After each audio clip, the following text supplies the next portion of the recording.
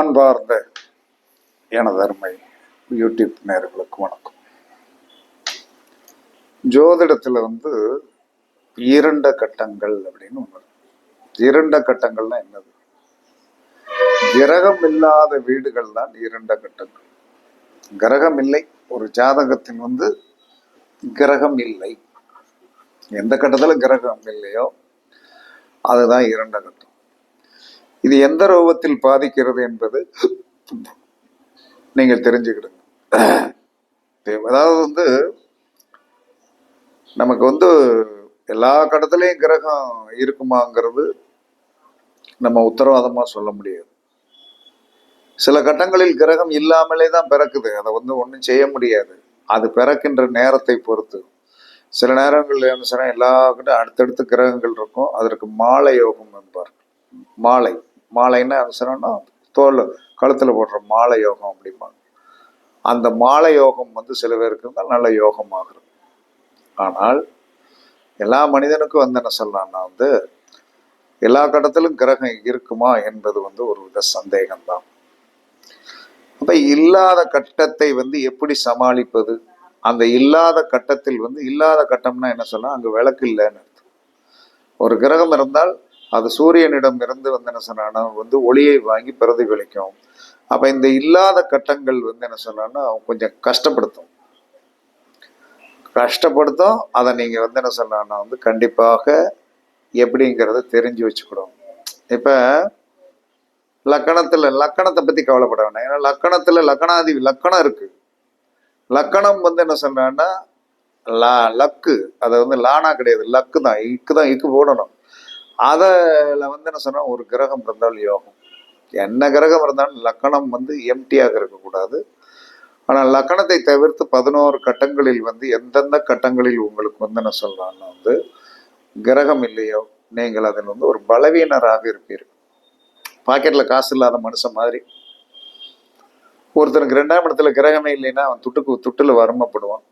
ஆனால் 2ஆம் இடத்துல கிரகம் தானே இல்லையா? ஒரு கிரகம், வலுவான கிரகம் அந்த 2ஆம் இடத்தை பார்க்குதுன்னா பிரச்சனை இருக்காது. அதிலும் என்ன சொன்னா அந்த கிரகம் நமக்கு சாதகமானதா பாதகமானதா என்பது ஒன்று இருக்கும் இல்லையா? பார்க்குது, பார்க்காம இல்லைன்னா கிடையாது. ஆனா பார்க்குது அப்படின்னு சொல்லி வரும்போது இதை நீங்கள் என்ன செய்யணும்னா உங்களுக்கு எந்தெந்த கட்டங்களில் கிரகம் இல்லையோ அந்த கட்டத்தை ஒரு நல்ல பெரிய டாட் உங்க ஜாதக கட்டத்தை போட்டு கிரகம் இருக்கிறத குறிச்சிருங்க. லக்கணத்துல என்னென்ன கிரகங்கள் இருக்குங்கிறத குறிச்சிருங்க. இல்லாத கட்டத்துல ஒரு பெரிய டாட், பெரிய புள்ளி வைங்க. புள்ளி வச்சுட்டு அந்த கட்டத்தை ஏதாவது கிரகம் பார்க்கிறதா என்று பாருங்கள். பார்த்தா அந்த டாட்டுக்கு மேல ஒரு டிக்கு, ஓகே, இந்த கட்டம் பாதிக்கப்படாது. இப்படி ஒவ்வொன்றா பார்க்கணும். எந்தெந்த கட்டங்களில் கிரகம் இல்லையோ அந்த கட்டத்தை 7வது பார்வையாகவோ அல்லது என்ன சொன்னா 3வது பார்வையாகவோ 4வது பார்வையாகவோ 10வது பார்வையாகவோ 8வது பார்வையாக ஏதாவது கிரகங்கள் பார்க்குதுன்னா பாருங்க. பார்த்ததுன்னா அதை டிக் அடிச்சிடும். அது போக மிச்சம் இருக்கும். எல்லாத்தையும் பார்த்துட்டுனா நீங்க என்ன சொன்னா நோ எம்டி கட்டம் கிடையாது. அங்கிருந்து என்ன இன்னொருத்தர் வீட்டுல இருந்து என்ன சொல்லலாம்னா அந்த காலத்துல என்ன செய்வாங்க தெரியுமா? ஒரு வீட்டுல வயரிங் பண்ணியிருப்பாங்க, இன்னொரு வீட்டுல வயரிங் பண்ணியிருக்க மாட்டாங்க. ஆனா உள்ள ஒரு பல்பு தொங்க வயரின்னு குறுக்கோடி கடவுக்குள்ளோடி எடுத்துருவாங்க. எடுத்து இதெல்லாம் கிராமத்துல இன்றும் நடக்கக்கூடிய விஷயம். கரெக்டா அந்த மாதிரி அந்த காலத்துல கரண்ட் பில் எல்லாம் கம்மி.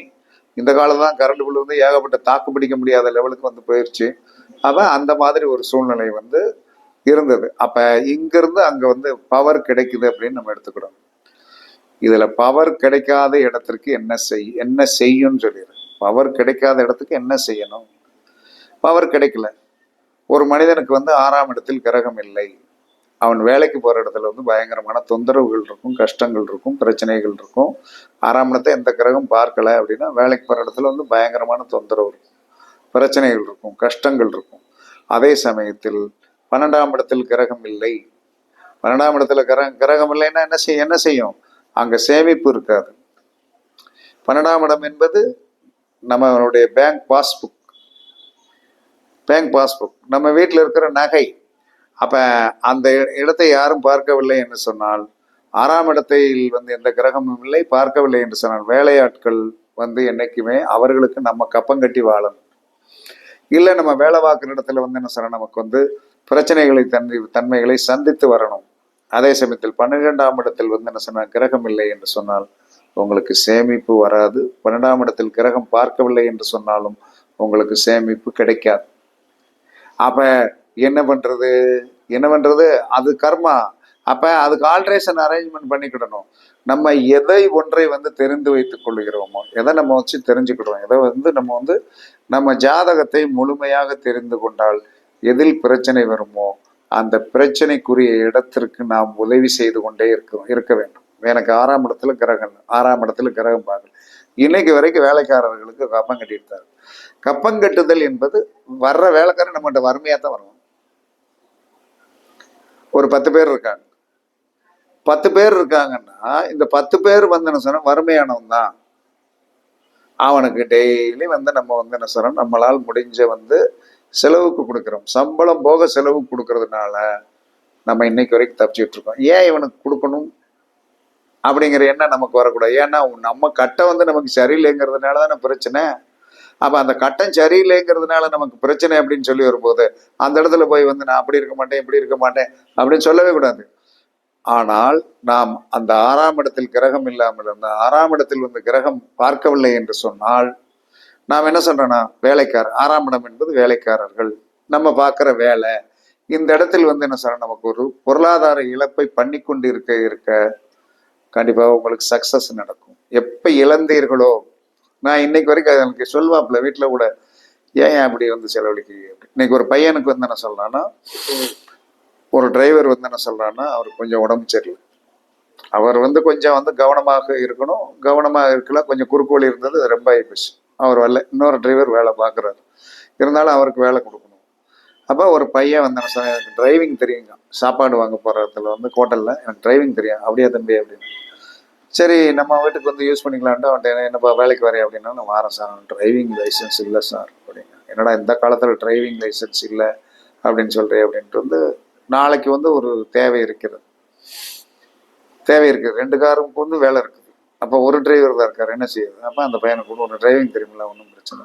இன்னைக்கு காலையில் என்ன சொன்னேன்னா, அந்த இது போடுவாங்க இல்லையா, ஒரு 6 மாதத்துக்கு வந்து என்ன சொல்லலாம்னா வந்து நெட்டிலே பதிஞ்சு போடக்கூடிய ஒரு விஷயம். அவனுக்கு அதுவும் காசு கொடுக்கறது இல்லை.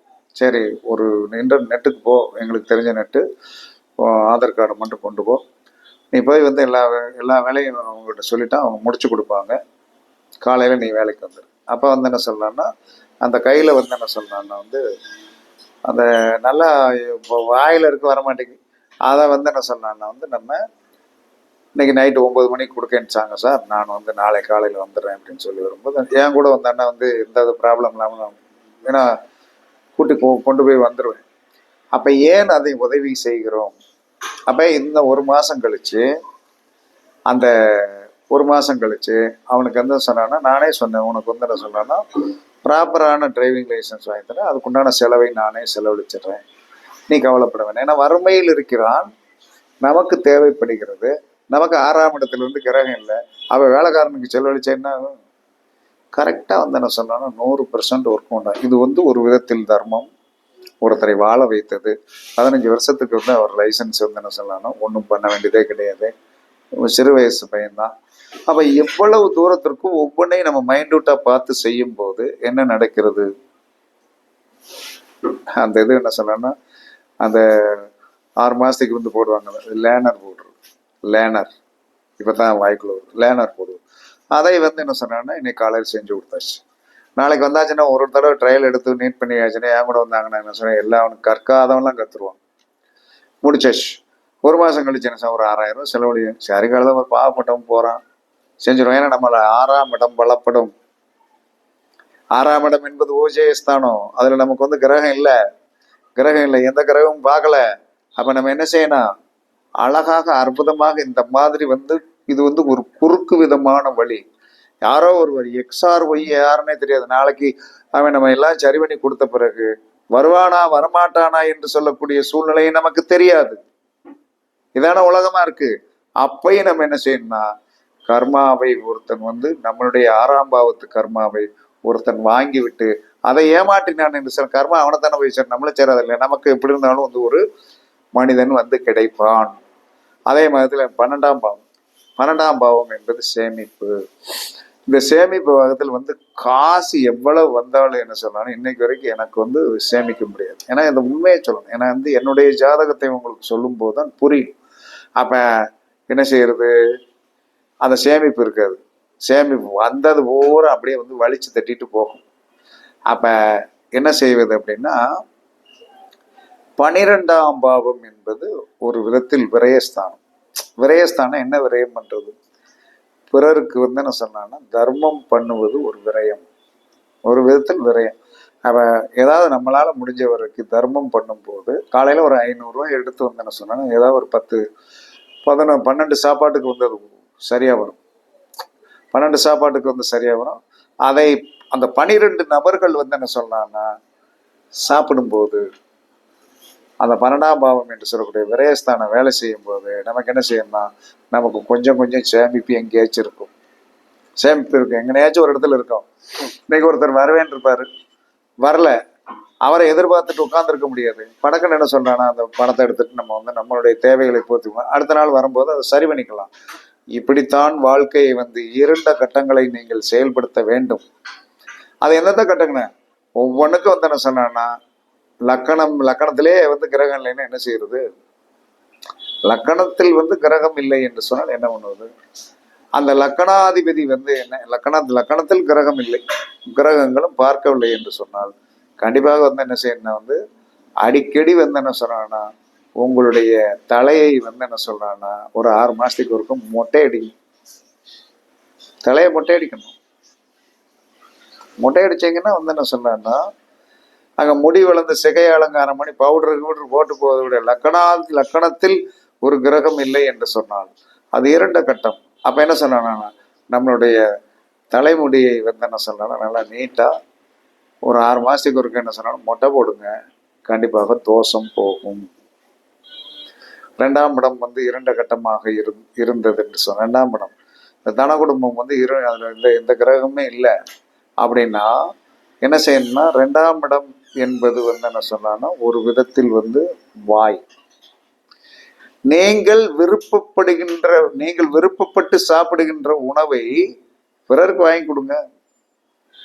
அவன் திங்கும் போது என்ன சொன்னா உங்களுக்கு கர்மா வந்து கழியும். 3ஆம் இடம் 2 கட்டமாக இருந்தால் யாருக்காவது செல்போனுக்கு வந்து சார்ஜ் ஏற்றி விடுங்க. எதை ஏற்றி விடுங்க, 3ஆம் இடம் என்பது கம்யூனிகேஷன் இடத்துல வந்து என்ன சொல்றான்னா வந்து ஒரு விதத்தில் வந்து நமக்கு வந்து எந்த கிரகமும் இல்லை பார்க்கல அப்படின்னா நீங்க என்ன செய்யணும், டபக்குன்னு வந்து என்ன சொன்னா யாருக்காவது ரீசார்ஜ் பண்ணி விடுங்க. அவன் காதல வச்சு பேசும்போது இந்த 3ஆம் இடம் என்பது காது அல்லைனா யாருக்காவது கம்மல் வாங்கி கொடுங்க சார். இதெல்லாம் வந்து சார் ரீசார்ஜ் பண்ணி விட்டாலும் சார், கம்மல் வாங்கி கொடுத்தாலும் பிரச்சனை. தோல் மாலை சூட் தினம் ஒரு வாரத்துல வந்து என்ன சொன்னா அந்த 3ஆவது கட்டம் என்பது என்ன கிழமை என்பதை பாருங்கள். அந்த கிழமையில வந்து என்ன சொன்னா விநாயகர் பெருமானுக்கு ஒரு மாலையை போடுங்க. அது தோல்ல மாலை இல்லையா, தோல் மாலை கண்டிப்பா. 4ஆம் இடத்தில் வந்து என்ன சொல்றான்னா வந்து கிரகம் இல்லை என்று சொன்னால் 4ஆம் இடத்தில் 4ஆம் இடம் என்பது வண்டி வாகனம் தாய் வீடு.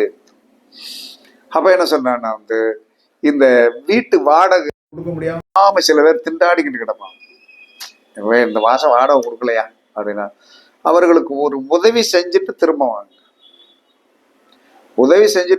வாங்க. 5ஆம் இடம் வந்து என்ன 2 கட்டமாக இருந்தால் யாருமே இல்லை அப்படின்னா பாலூட்டும் தாய்மார்களுக்கு என்ன சொன்னா உதவி செய்யுங்க, குலதெய்வத்திற்கு உதவி செய்யுங்க, அது வேலை செய்யும். 6ஆம் இடத்தில் இருந்தால் உங்களுடைய வேலைக்காரர்களுக்கு உதவி செய்யுங்க. 7ஆம் இடம் 2 கட்டம் ஆகிட்டு அதுல ஒரு கிரகமே இல்லைன்னா மனைவி வந்து நிமிர்ந்துக்கிட்டு தான் நீங்க பணிஞ்சு போயிருங்க. நண்பர்களுக்கு உதவி செய்யுங்க. மனைவி கேட்டாலும் கேட்காட்டிலும் ஏதாவது ஒரு சின்ன அவர்கள் சந்தோஷப்படும்படி வந்து ஏதாவது வாங்கி கொடுத்து கொண்டே இருந்தீர்கள் என்று சொன்னால் அந்த 7ஆவது கட்டம் வேலை பார்த்துரும். 8ஆவது கட்டம் வந்து என்ன சொல்றான்னா வந்து 2 கட்டமாக இருந்தால் ஆம்புலன்ஸ் டிரைவருக்கு உதவி செய்யுங்க. 9ஆவது கட்டம் 2 கட்டமாக இருந்தால் எந்த கோவிலுக்காவது ஏதாவது சிறு அன்னதான உபயம் பண்ணுங்க. 10ஆவது கட்டம் 2 கட்டமாக இருந்தால் நீங்கள் என்ன செய்யணும்னு கரெக்டாக ஒரு நிமிஷம் சுடுகாட்டில் குழி தோண்டுகின்ற வெட்டியானுக்கு உதவி செய்யுங்க. 11வது கட்டம் வந்து இருண்ட கட்டமாக இருந்தால் உபயகலத்திரம் என்று சொல்லக்கூடிய, உபயகலத்திரம் என்பது தப்பு தான். இருந்தாலும் என்ன சொல்றான்னா வந்து ஒரு நண்பர், நண்பி இவர்களுக்கும் வஸ்திர தானம் பண்ணுங்க. 12ஆம் இடம் இரண்ட கட்டமாக இருந்தால் அந்த கட்டத்தில் எந்த கிரகம் இல்லை என்று சொன்னால் நீங்கள் வந்து என்ன சொல்லலாம்னா வந்து யாருக்காவது வந்து இந்த புதுசாக அக்கௌண்ட் ஓப்பன் பண்ணி கொடுக்கணும். சேமிப்பு பண்றவர்களுக்கு அக்கௌண்ட் ஓப்பன் பண்ணி, இதெல்லாம் சின்ன சின்ன என்னது வாழ்வியல் பரிகாரங்கள். இது எனக்கு தோன்றதை சொல்றேன். இதை நீங்கள் செய்து பார்க்க இந்த செயல் இழந்த கட்டங்கள், எம்டி கட்டங்கள் கண்டிப்பாக உங்களுக்கு வேலை செய்யும். எனக்கு 2 கட்டம் அந்த மாதிரி இருக்கு. அதை நான் வெற்றி பெற்றுவதற்கு காரணம் என்கிட்ட வந்து வேலைக்காரங்கள் பிரச்சனை அப்படின்னா 10 வேலைக்காரங்க இருக்கு. அதே சமயத்தில் சேமிப்பு பிரச்சனை என்று சொன்னேன். சேமிப்பு வந்து என்ன சொல்லலாம்னா விரயம் பண்ணுவதனால் என்ன காரணம் என்ன சொல்லலாம்னா 6ஆம் பாவம் என்பது வயிறு, 6ஆம் பாவம் என்பது அடிவயிறு, பசி. அப்ப அந்த பசித்தோருக்கு உணவு கொடுக்கும் போது 12ஆம் பாவம் நமக்கு எம்டி கட்டமா இருக்கு. 6ஆம் பாவம் என்ன சொல்றாருன்னா வந்து 12ஆம் பாவத்தை சரி பண்ணதுக்கு 6ஆம் பாவத்தை செயல்படுத்தோம்னா சரியாயிடும். விரயம் தானே. அப்படி பண்ணித்தான் வாழ்க்கையில் ஜெயிக்க முடியுமே என்று கூறி இதெல்லாம் வந்து நல்லா படிக்கணும். படிச்சு பார்த்துட்டு நிதானமா டென்ஷன் இல்லாம நீங்கள் வந்து ஒரு செயலை செய்தீர்கள் என்று சொன்னால் கண்டிப்பாக நீங்களும் பாக்கியசாலிகள் ஆகலாம். இத்தனை கட்டம் எம்டி இருக்குது என்பது பயப்பட வேண்டிய அவசியமே கிடையாது. கொஞ்சம் நுணுக்கமாக ஜோதிட கட்டத்தை பார்த்தீர்கள் என்று சொன்னால் உங்க கட்டத்திலும் வந்து என்ன சொன்னா ஒரு செழுமை உண்டு என்று சொல்லி உங்களிடமிருந்து விடைபெறுவது சிப்பிப்பாறை ஜோதிடரசு ஆதிராகவன் ஜெயபாலாஜி. சுகமே சொல்க, சுகமே சொல்க. வாழ்க வளமுடன், வாழ்க வளமுடன். வணக்கம், வணக்கம், வணக்கம், வணக்கம்.